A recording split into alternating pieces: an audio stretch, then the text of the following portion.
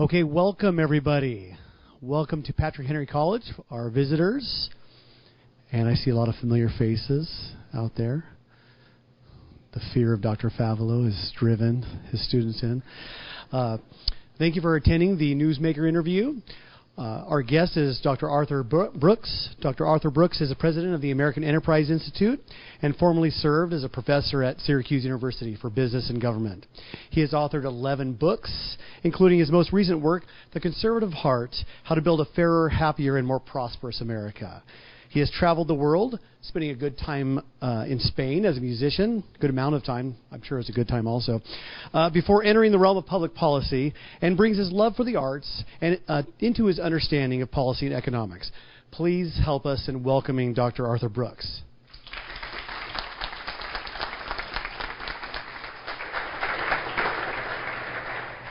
Well, thank you for coming. At Chapel, many of you heard a little bit about Arthur's past. But let me ask just a couple of questions about that, since it's a rather circuitous route to your current situation. Yeah. You grew up in a house full of musicians and academics. Yeah. You said, what was it like there, and how did that lead to your activities over the next couple of decades? Thanks, and thank you, Marvin. Wonderful to be with you and all of you here at Patrick Henry. This is a great place, and you're having a big impact in the world, and congratulations on that.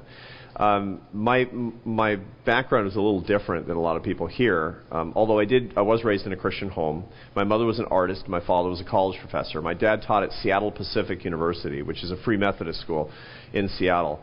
And it was, being in Seattle, as opposed to rural Virginia, it's a hotbed of more or less liberal thinking.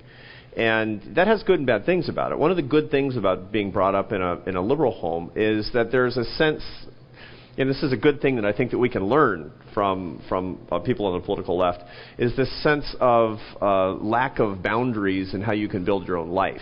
And I actually felt pretty secure when I dropped out of college, which I did at 19. It didn't make my parents very happy when I walked away from college or got kicked out. Again, these are subtle distinctions at this point, lost in the mist of history. But I always felt like I could chase these passions that I had, and the big passion that I had was to be a classical musician. It's what I wanted to do since I was 8 years old. I mean, some kids want to grow up and be a baseball player. I wanted to be a French horn player, which is really nerdy and weird. I got it, but how did you get that? Can I just ask? My mother was a good amateur musician, and she was a painter by profession. And they found that I had a lot of musical talent as a kid. And I started on violin when I was 4, and on piano when I was 5, and I took up the French horn when I was 8. And I was really good at the French horn. And it's just so much fun to be good at something. Mm-hmm. It's a blast to be better than all the other kids at something. I know, even if it's a weird thing like playing the French horn, it still feels pretty cool.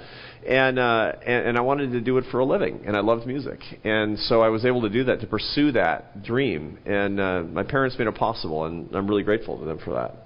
Okay, and then off to Spain. Yeah, well, I started off playing, when I was 19, I started off with a brass quintet, playing chamber music all over the United States. And in the next 4 years, I've literally visited all 50 states.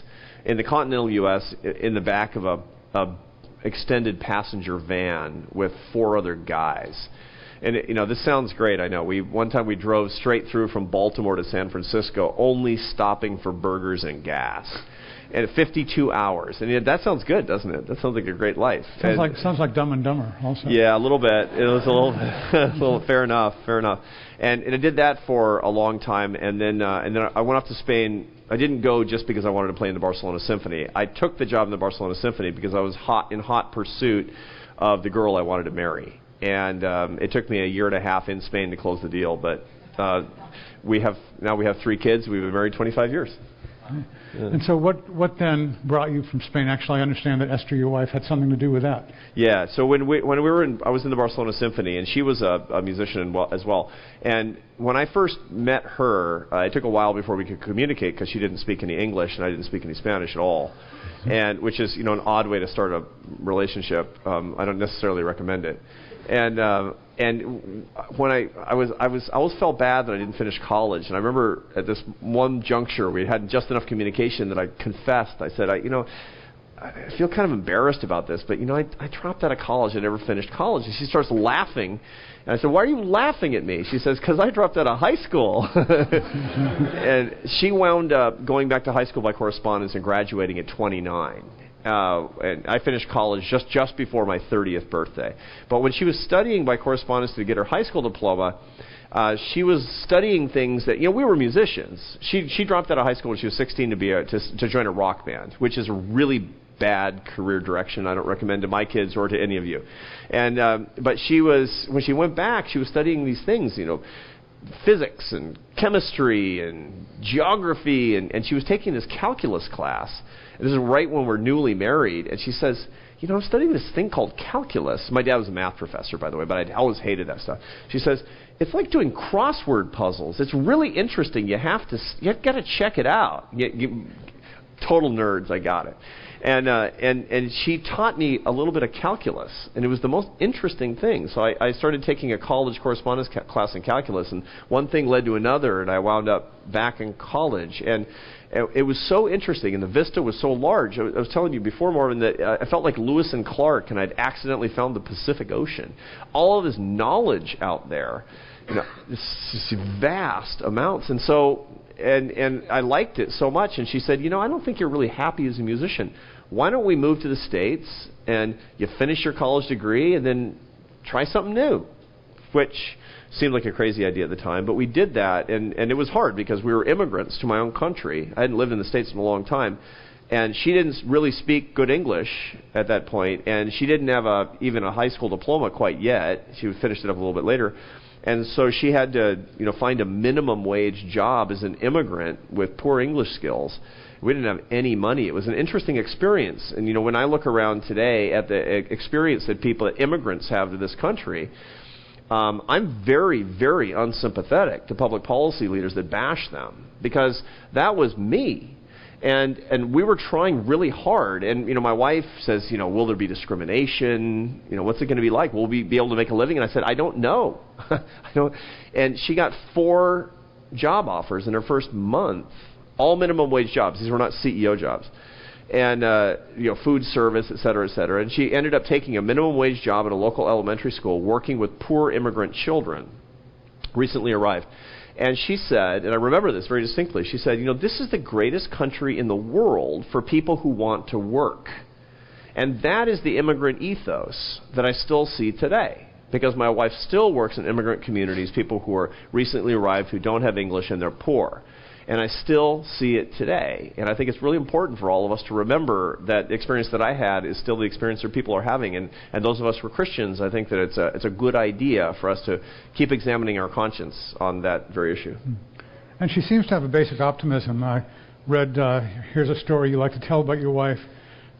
You and she had just endured a difficult parent-teacher conference about the poor grades of one of your teenage children. And she says to you, think of it this way, at least we know he isn't cheating. Yeah, that's right. For those of you who are at the convocation this morning, at chapel this morning, that was my middle son that I told you about, the guy who's always got an angle. It turned out he was cheating, but that was a different problem. But not cheating well. Yeah, that's right. Fortunately, he doesn't cheat well, so there's room for that. Yeah, no, she's an absolute optimist. It's interesting. There's a body of research about the DNA of immigrants and entrepreneurs, and it's not dispositive, but it's really suggestive of, a lot of our personalities we know are actually genetic. And so something like 50% of your happiness is genetic. About 50% of your political views are genetic. Innate religiosity, a lot of that has a genetic component. You can thank your parents for the fact that if you have a good, strong, natural faith, if you struggle less than other people, and these are kind of interesting things. But one of the strains of this literature that I find especially provocative is that entrepreneurship has a genetic element to it. It's a mutation in most countries around the world. But if you take this entrepreneurship gene and you load it on a bunch of people and build a country of immigrants, because immigration is the most entrepreneurial thing possible. You're putting all of your social capital and money capital and religious capital and social capital, all of it at risk. And you're going someplace where you don't know anybody in search of explosive returns and you know not what. I mean, these are the entrepreneurs. If you take a whole country of poor, struggling, entrepreneurial riffraff, which is to say, us, and then you build a country around it. What was a mutation in Sweden and Germany and Italy and Zimbabwe becomes the dominant characteristic in this country. And that's kind of the magic, isn't it, of what we see. And that's why I think that's why I look at my wife and I say, yeah, that is the entrepreneurial spirit. That's the American spirit that I really see. And today, she's an American citizen, and she's the most patriotic person I know. She totally loves this country, because this country is kind of everything that she wanted to be her whole life, but didn't know it until she got here. Okay, so you graduate from Emerson College. Edison. Edison, yeah. Yeah, Edison College, correspondence school. That doesn't keep you then from going to a good graduate school and developing a good academic career. I mention that because I know some students here. Now, Patrick Henry College is a first-class college academically, but I know some students are concerned, well, if I'm applying to a major university, people will think of it's a Christian college, and given the degree of academic bias. Okay, tell us how you go from Edison College to illustrious graduate school and then Syracuse and so forth. So Thomas Edison State College is it's not a pure correspondence school. It's a school for adult learners who basically want a second or third chance. And so they don't even take anybody who's underage. You got to be, I think, 21 or 22 even to apply to this place. And they don't need your SAT scores. They have 100% acceptance rate if you fill these basic demographics. And it's made it possible for me to go to college. I simply wouldn't have gone to college otherwise. I had no money. I did, in today's dollars, my whole college degree, including books, for $10,000. There was no other way at the time, right? So I love this place. I'm really down with this place. But when you come from a place like that, it's not Princeton. It's 17 miles away from Princeton, but it's not Princeton. So, so how does that translate into graduate school? Well, I found out kind of the hard way that you have to make your way. You have to be a little bit entrepreneurial. When I first graduated with my bachelor's degree, and I went and got a traditional master's degree at a local university. I was living in Florida at the time in economics, and then I applied to PhD programs, and I applied to Harvard because it's Harvard. And finally, I'm going to show everybody that maybe I could be a Harvard man. So I applied to the economics program at Harvard, and I got totally rejected. And the letter comes back with a rejection. I thought to myself, I don't know what's going through my 31 or 32-year-old brain at this point. I said, I want to find out why. I want to see how close I came. And so I'm confessing this to you, right? We're not on TV, are we? So, and I call them up. I call up the admissions office at Harvard, and there's this lady, very nice lady, and I said, I just applied, and I didn't get in. She said, I'm sorry. And I said, no, it's okay. I'd just like to know how close I came. And she said, really? And I said, yeah. She said, what's your name? And I tell her her name, and I hear rustle, rustle, rustle, rustle, a lot of papers in the background. And she comes back to the phone, and she says, not close. It wasn't my greatest moment, right? And what I found is that, sure, there's a particular prestige from the best branded and best known graduate schools, but the most beautiful thing about the American education system, which is in higher ed the best system in the world, and it's on a walk, it's not even close, is that there's something great for everybody. It's not like if you don't go to Harvard, you don't go any place and you're no good. On the contrary, there are lots and lots of places that are trying to build their brand. There's competition. There are 4,500 higher ed institutions in the United States today. There are startups like this place, which is intensely entrepreneurial, and they're actually more interested at the graduate level in people that come out of a place like this, as opposed to somebody from a state university or a really prestigious 300-year-old private. There's a great place for everybody. You have to be thinking different. Unfortunately, it seems you have to go to Harvard Law or Yale Law to get onto the Supreme Court. Yes, indeed. And however, I have a friend who as paradoxical as it seems, I read a column in the New York Times, and because I like abuse. But I have a friend who also writes a column in the New York Times. He's a very good guy named Frank Bruni. And Frank writes about higher ed a lot.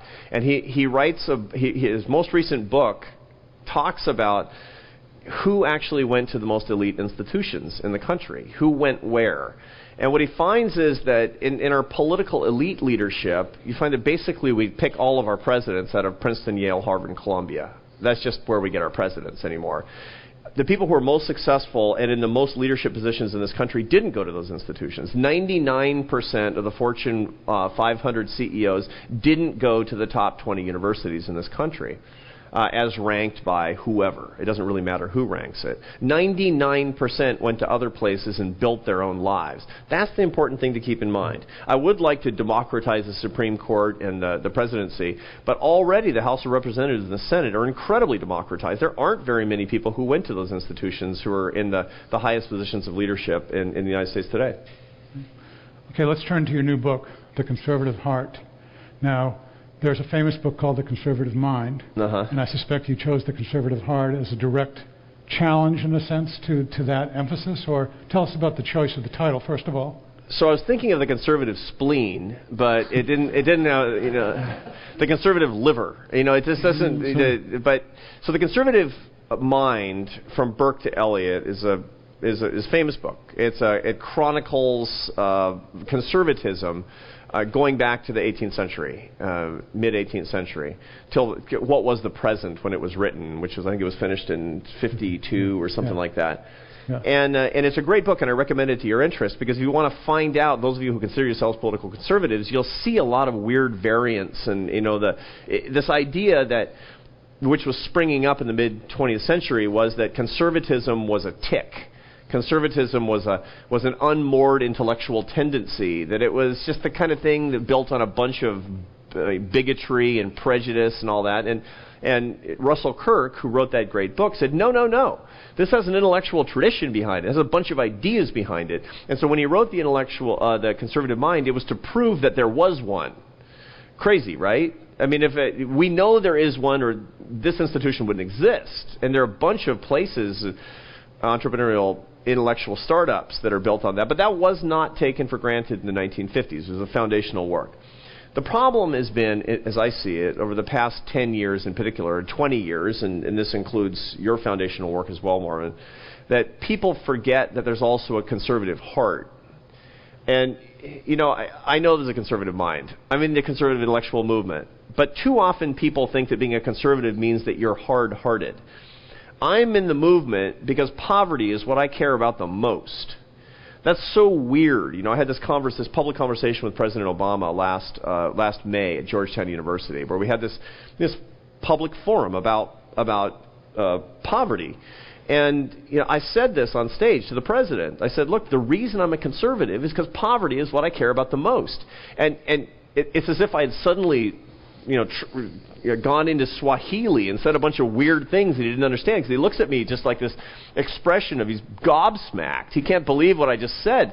What did he just say? That doesn't even make sense. Well, it's not his fault that he thought that was a weird thing. It's our fault that people think that that's a weird thing.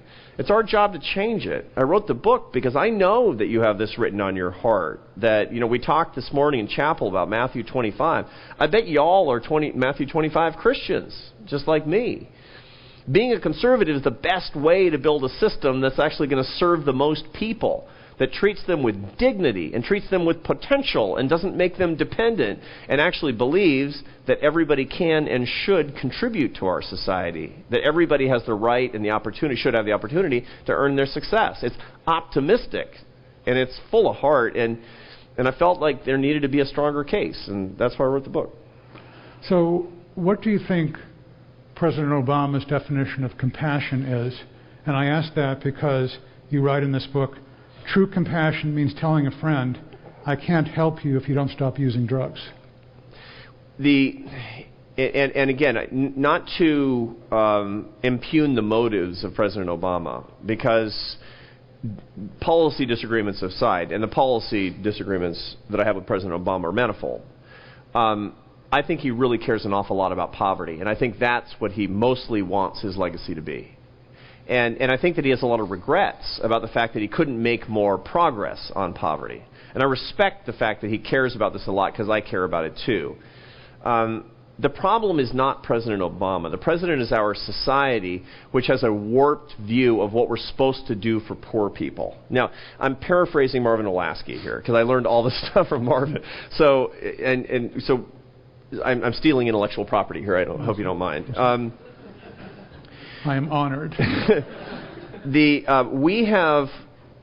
all know that you have to help the poor. My wife, who's a very strong Christian, has our car is a rolling food pantry, right? And so you stop at a stoplight in where we live, and homeless people can recognize her. They can smell her car coming or something. It's like onto the car. One time I saw her give a whole pie to a guy out the window of the car. Right? It's like, ma'am, this is a whole pie. It's like, enjoy. So this is I got impatient one time. I said, why do you always have to do this? And she said, because that's the face of Jesus.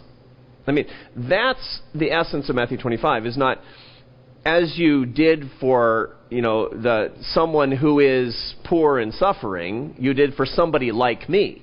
No. As you did for the least of my brothers and sisters, you did for me. I am that person. That's the lesson, right? It's not, I'm kind of like that person, and I sure have common cause with that person, or you need to help that person. It's no. That person is your Savior. The cosmic inability to distinguish is something that we don't quite understand well enough. This is my wife taught me this, right? I'm thinking, what does somebody who is me but poor need? And the answer to that is not just help. It's to be needed, right? We're talking about this at lunch. The big difference between Christianity and other religions as regards to the poor. And I've studied world religions, and so have you, and I travel all the time. I'm in India a lot. I have a wonderful personal friendship and relationship and mentee relationship with the Dalai Lama. And so I talk about how Buddhists look at poor people, and how Hindus look at poor people, and how Muslims look at poor people. And the big difference between Christianity and all these other religions is that the Savior, walking along the shore of the Sea of Galilee, stops and he finds St. Peter, working on his nets, right? He didn't say, I'm here to help you. He said, I need you to do my work, right? And that's how he talked to the apostles. All throughout his ministry for 3 years, he said, I need you, and I need you, and I need you, and I need you. And that's empowering. There's this great cardinal, Cardinal Francis George. He was this visionary cardinal of the Roman Catholic Church in Chicago. And, he was known to be a prodigious fundraiser, which, by the way, I deeply admire, because that's a big part of it. That's mostly my job, is raising money for my institution, right? So I'm paying attention to everything Francis George says. And he's meeting with this big group of wealthy donors to his poverty programs in Chicago. And here's what he said. It blew my mind. He says to them, the poor need you to pull them out of poverty. And you need the poor to pull you out of hell. And I thought, I'm not going to use that to fundraise for AEI. But, But isn't this it? Isn't this it? Isn't this the problem, not that just President Obama has, but that our whole country has? That somehow, over the past 75 years, we've forgotten these words on the bottom of the Statue of Liberty that say, give me your poor. That meant something when my parents were kids. It meant your assets. We're going to build our great country on your work and your toil and your energy and your entrepreneurship. Now, we're pulling 25% of the country in the cart. It might just as well say, give us your poor, I guess. I guess we can take them. We don't want them, but we can take them. It might as well say, we're going to build a huge wall. And maybe some of you will let in, right? That's not right. That's not the right way to treat poor people. The big mistake that we've made as a society is that we've rendered 25% of the population superfluous, and that's a civil rights nightmare, and it's a moral mistake. I've learned a lot from your books. I think the most important thing is your concept of earned success. And one of the things that the federal government can do in welfare is transfer money from one group to another group. but it cannot transfer earned success. Right. And that's huge. So why don't you explain what earned success is? So the earned success starts with, as a concept, actually starts in the late 60s. There's a great social psychologist, one of the greats of his field, named Martin Seligman. If it sounds familiar, it's because he writes bestseller after bestseller. He wrote Authentic Happiness. His most recent bestseller is called Flourish. Read all his books. They're great books. And he's a good friend. He's 73 years old, and he's still more prolific than most scholars half his age. Teaches at the University of Pennsylvania. And Marty Seligman, his doctoral research in the late 1960s was he was studying both human subjects and animals on something called learned helplessness. And learned helplessness happens when you take the rewards away from somebody that they earn, or you give them rewards that they didn't earn, they become helpless. They become despondent. They become depressed. We're wired to earn things. We're not wired to be helpless and get stuff for free. And we're especially not wired to not get the stuff that we earned. Okay? Now, reward systems, if you're an evolutionary biologist, there's all these reasons that, that's how you pass on the species and all that. But look, as Christians, this is easy stuff to understand too, right? So it doesn't matter if you're secular or you're religious. This all makes sense. Thinking about this learned helplessness, and it feeds into a lot of the stuff that you've written, the tragedy of American compassion, when we're so compassionate to people by helping them all the time, not needing them, helping them, and they learn their helplessness by helping them, and that treats them as less than us. It cuts into their dignity. It denigrates their potential. And I thought, well, if learned helplessness is bad, what's the opposite? And the opposite is earned success. This is really one of the great secrets to happiness. When people believe that they're creating value with their lives and value in the lives of other people, then they truly tend to be happier people. It's one of the great secrets, by the way, through work is earned success. And earned success comes from all different forms, not just starting a business. It's raising a family. It's creating a beautiful work of art. It's doing something in the social sphere that's totally uncompensated in terms of money. But creating value with your life, because your life is your witness, and we have a stewardship responsibility to do that. Remember, it's just so fortuitous that we studied Matthew 25 in chapel today. The beginning, we always think of, as you did for the least of these, my brothers and sisters. But the whole beginning of Matthew 25 is the parable of the talents, right? The parable of the talents is about earned success. It's biblical, and it's deeply human as well. And that's why we write about it. And it's I think, what we social scientists call an empirical regularity. It works for everybody. So the thing that gobsmacked me the most in The Conservative Heart is where you're talking about the poverty rate, the official designation of who is poor, which 50 years ago was about 15%, and now it's about 15%. And a lot of conservatives, including me, have complained about that because it doesn't take into account transfer payments. Right. And so I've said, this is an unrealistic view of poverty and so forth. But what you point out, I think, is that, well, it's actually good to have it that way because it shows the 15% who don't have earned success, in essence. And you can't take that. You can take that away from people. You can't really give it to people. So that's actually a good way of looking at poverty here. Yeah, it's tricky. We measure poverty in what we can measure, and how much stuff people have and how much money they have coming in.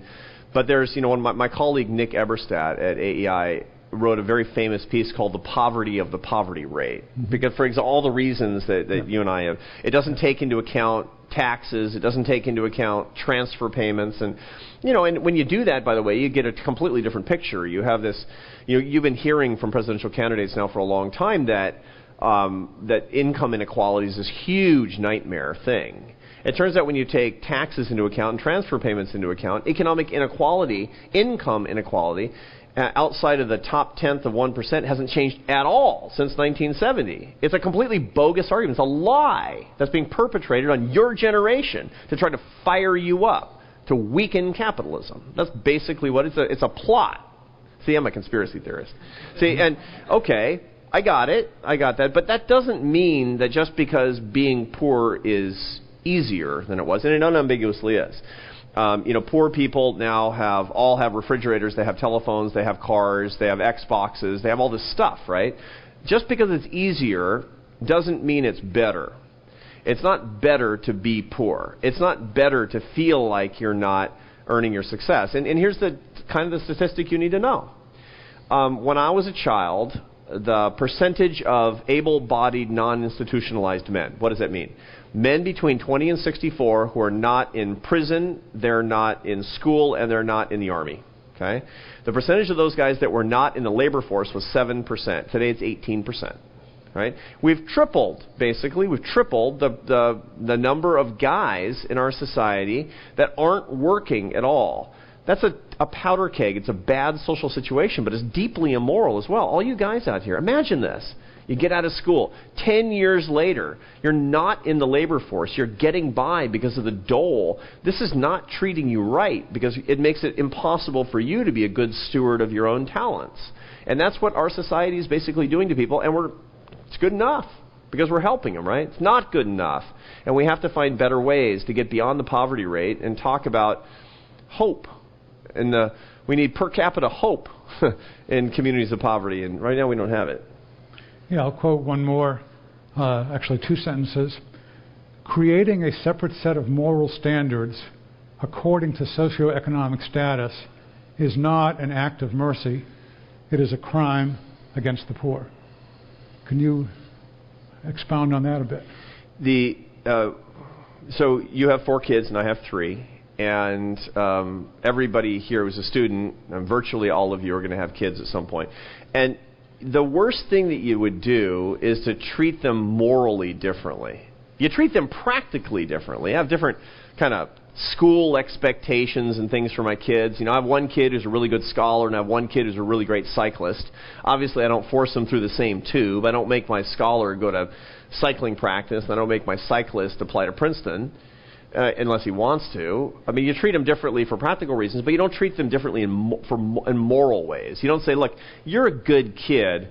I'm going to ask you to not drink and take drugs and not have sex before you're married. But you're a kind of a reprobate by nature. So, what can I say? It's, have at it. You don't, because, it's going to happen anyway. So c'est la vie. I mean, that's not right. And by the way, who I'm treating worse. Not the kid who I've held to higher standards, the kid I've held to lower standards. That's what our society does. We discriminate all the time against the poor. We say, don't blame the victim, right? How can you expect for them to form and maintain intact families? How can you expect them to stay in jobs when they're dead-end jobs? How can you expect them to not want to tear up the community property in their neighborhoods when, these are lousy neighborhoods to begin with? The answer is because we treat them with enough respect to hold them to the same moral standards. That's the key. If you really believe that the poor are inferior, then treat them with different moral standards. If you join me in non-discrimination, in non-bigotry, and in the fundamental spirit of Dr. King, treat them with the same moral standards. And just maybe people will live up to them. By the way, your research suggests that they will. Yeah. You wrote, dozens of assistance programs that seem sensible in isolation add up to an overarching message that nobody intended to convey. You can't do it, so we're going to carry you. This is the last message a person suffering from learned helplessness needs to hear.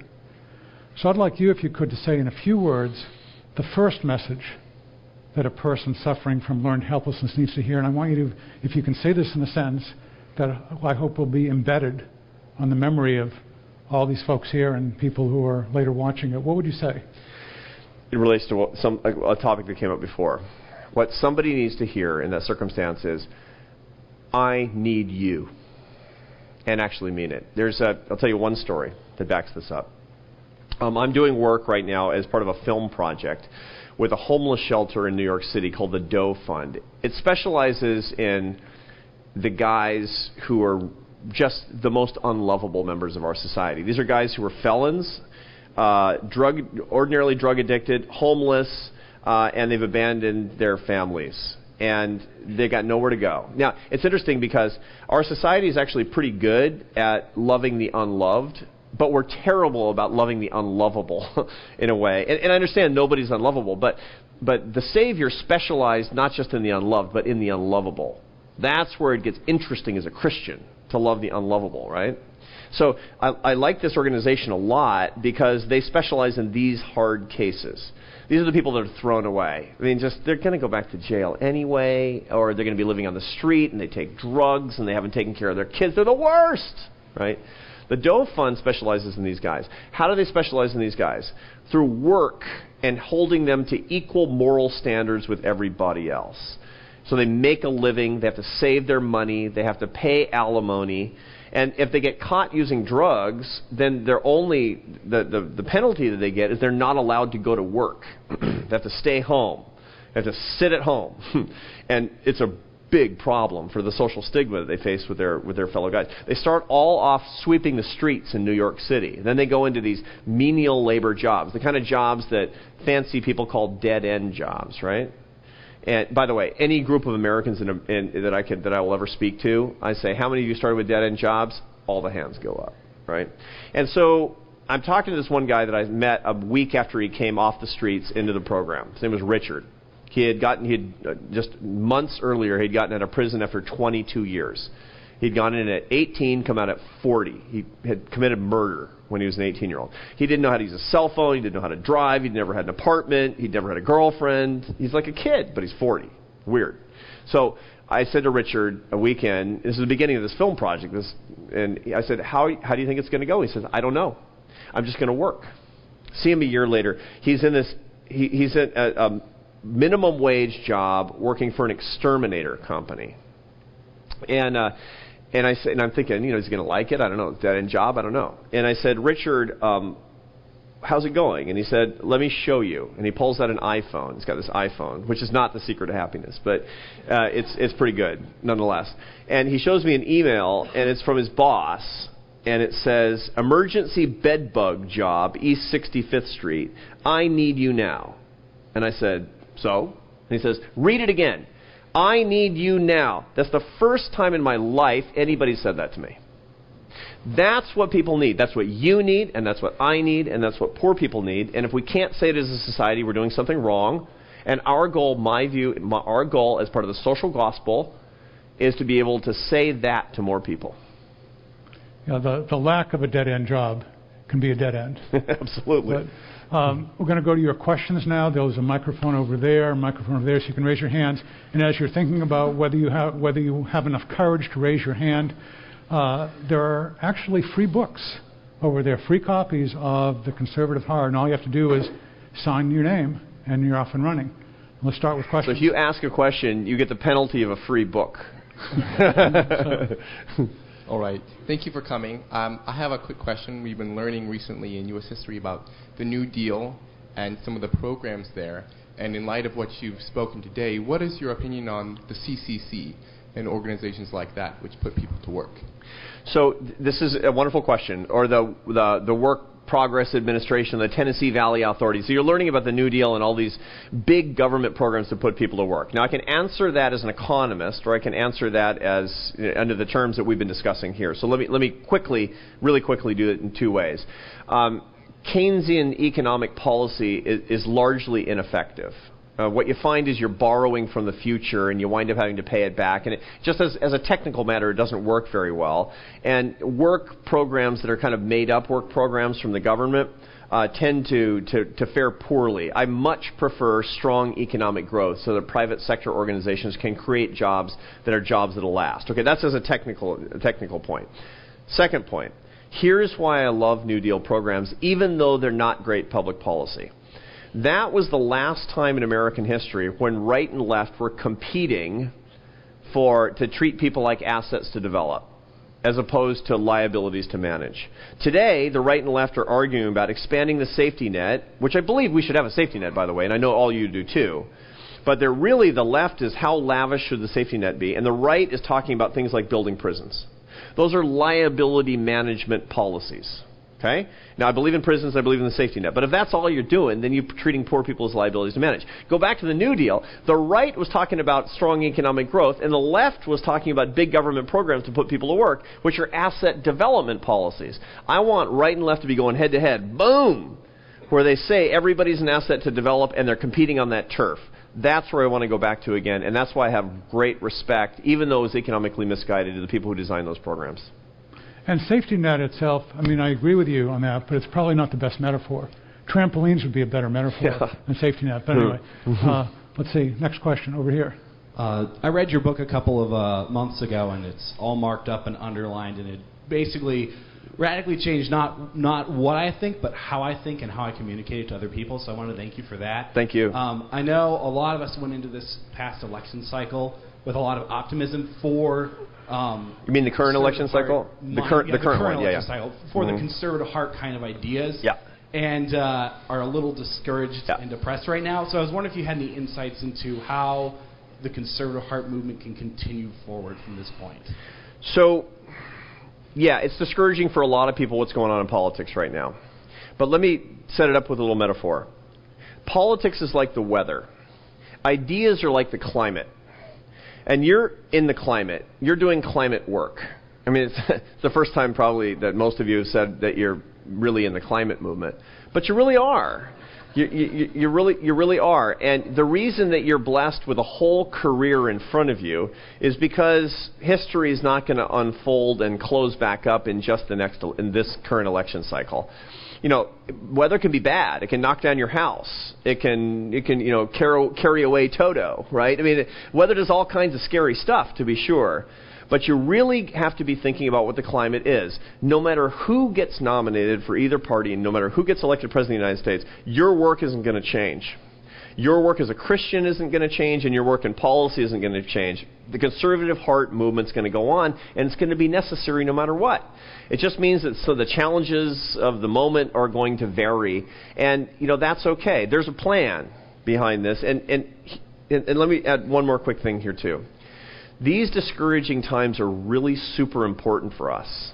Really important for us that actually believe in these conservative heart ideas, because these are the greatest opportunities for us to show people what's truly important. When everything's hunky-dory and just good enough, people are distracted from these types of things. Now, I don't want a lot of what these electoral dynamics are showing are going to happen, but I do recognize in my own life and looking back over politics since I've been conscious of it back to, I guess, the 1980s, when I first started paying attention to politics, that gloomy moments ordinarily yield good things, if we're ready. And so each one of us has to be ready to strike with the conservative heart ideas, to be ready to show that we have written on our hearts brotherhood and solidarity and love, and humanistic principles that are grounded in Christian teaching for everybody, and those opportunities are going to come along. First of all, thank you so much for coming, Dr. Brooks. This is the second time I've had the privilege of seeing you in person. My name is Marquise. I'm a sophomore here. I remember hearing you at the Pennsylvania Leadership Conference back in 2014 when I was a senior in high school. Oh, yeah. So recently, Speaker Paul Ryan has said we need to address issues that have been characterized as not being sexy to the public, namely poverty. And so he's been discussing a lot of ideas for how we can address poverty as conservatives. Do you think he's on the right path, and is there any advice you would give to him? I know him well, and we work together on a lot of things. And I think Speaker Ryan is really a face for the future in not just conservative politics. I think in American public policy, there's a real chance that he's a future president of the United States. And I think he's right on everything, mostly because we agree, which is not exactly humble on my part. So I confess, but I think that. It's easy to see these things of poverty as unsexy and as technical.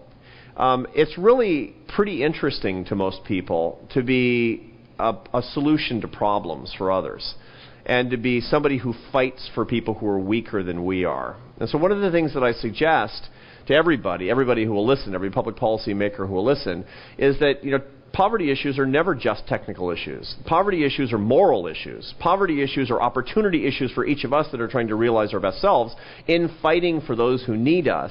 And couched in that framework, I think that people don't see them as really boring.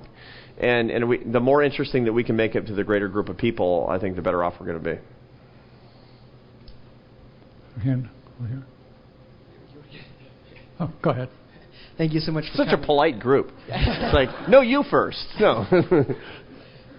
So we listened to your chapel message this morning, and I was thinking about what you said. It was really well timed, so thank you for that. And then you mentioned again in your talk today about making people feel needed. Now, in like a year and a half, I'm going to be out, in the working world, and a lot of people at this college are too, from the senior class who are graduating or whatnot. And like for my family, that's pretty easy for me to do because I know their love languages. I know how to feel them, make needed. But like in an environment where I don't know the people around me, in an atmosphere that's new, a work environment or someone that I may not interact with on a more personal basis besides just a colleague, how do we as Christians or just as people make those other fellow workers or friends feel needed? It's a really good question, and I think about that a lot. Not just as a Christian. Let me answer it as a behavioral scientist who's a Christian. A Christian behavioral scientist. A behavioral Christian scientist. I'm not a Christian scientist, by the way. No,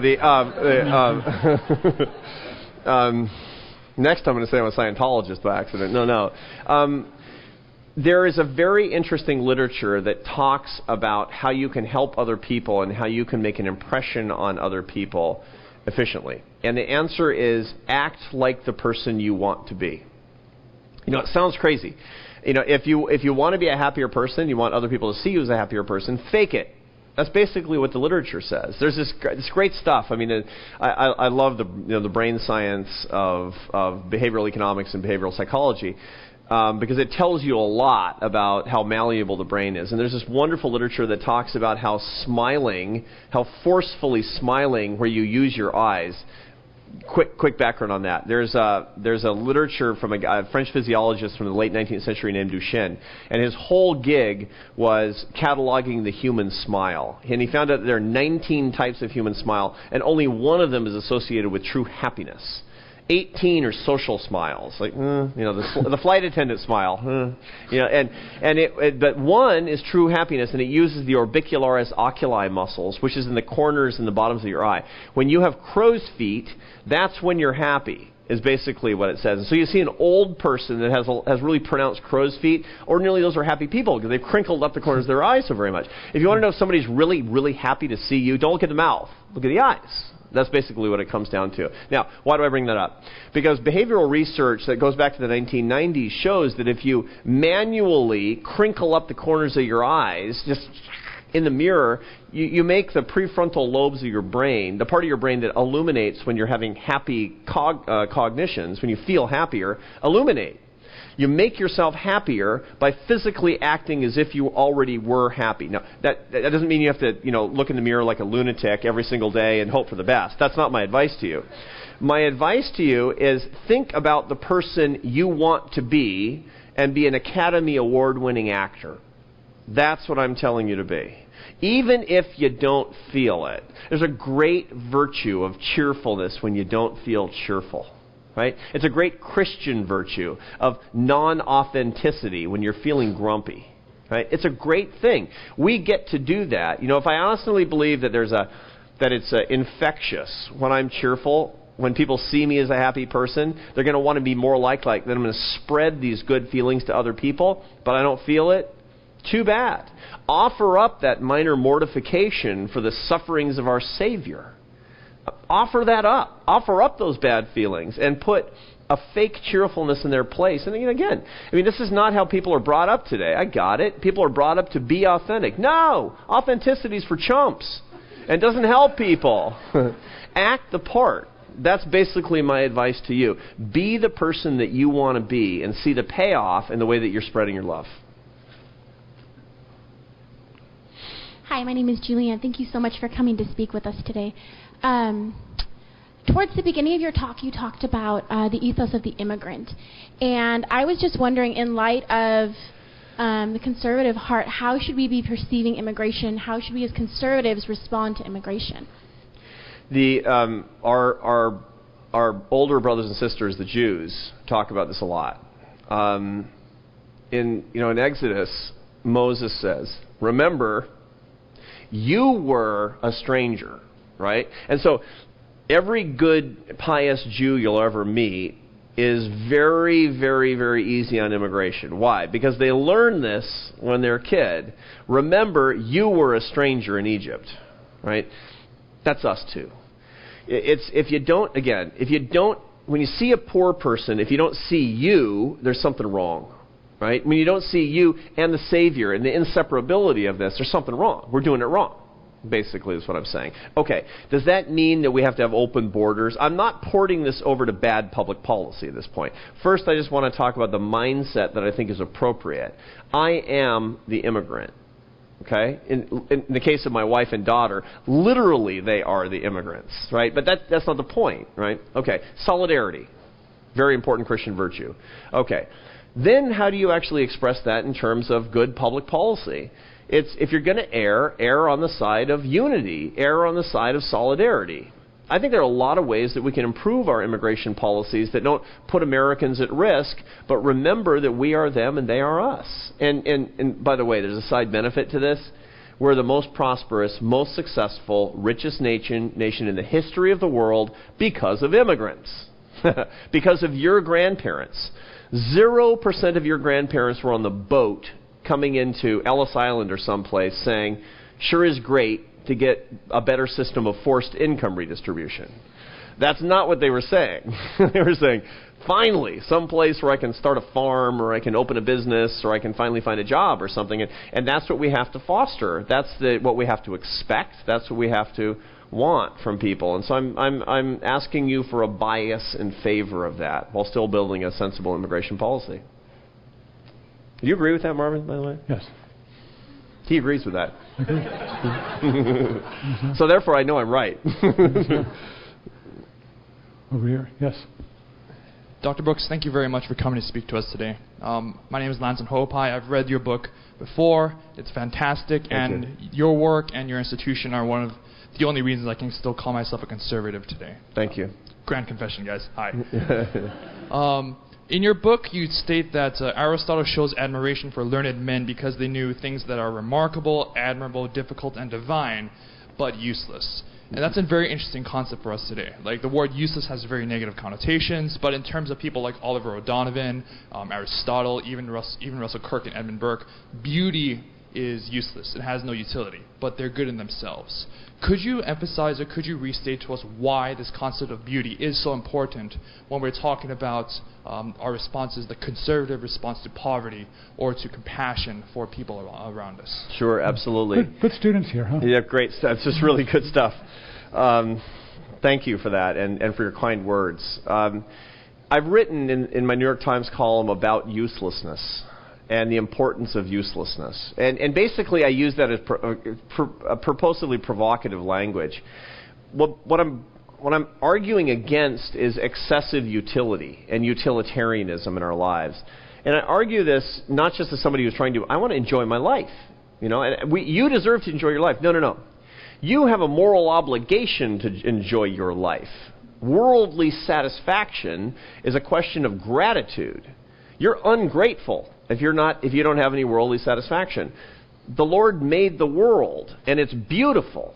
And if we don't enjoy that, we're ungrateful wretches. That's what it comes down to. That's my view. Now, again, I got a house full of teenagers, so I know ingratitude when I see it. Believe me. So the problem with excessive utility is it tends to crowd out enjoyment.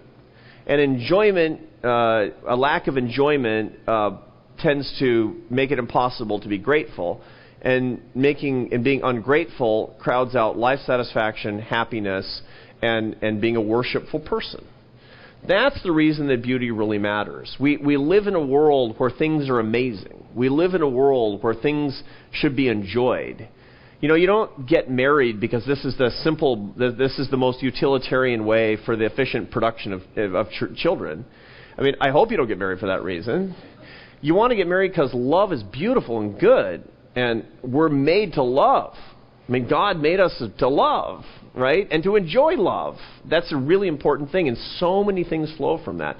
I mean, why would there be beautiful but useless things all around us if they weren't for our enjoyment? I think to feel in any other way is, once again, to be ungrateful, and that's simply not right. To enjoy something useless is a prayer of thanks to the Lord. Well, let me just start off by saying thank you for coming today, Dr. Brooks. My name is Andrew, and I'm a freshman here. And with you saying that you went back to college at 31 years old, immediately what came to my mind is this push to have free community college, cancellation of student loan debt, and a $15 minimum wage. And I wanted to ask what's your opinion on that movement?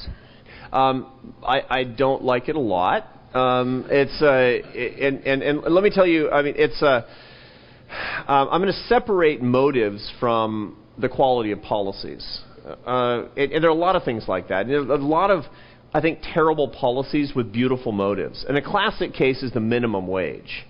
I mean, I love the motive, which is I want people to earn more money to support themselves from work. That's why I love the motive behind it. The reason I hate the policy is it tends to destroy jobs from people who need the jobs the most and who have the worst relationship with the workforce, which is largely young, poorly educated African-American men. And I don't want to hurt them. So therefore, and this is the case with something like free community college. I get it.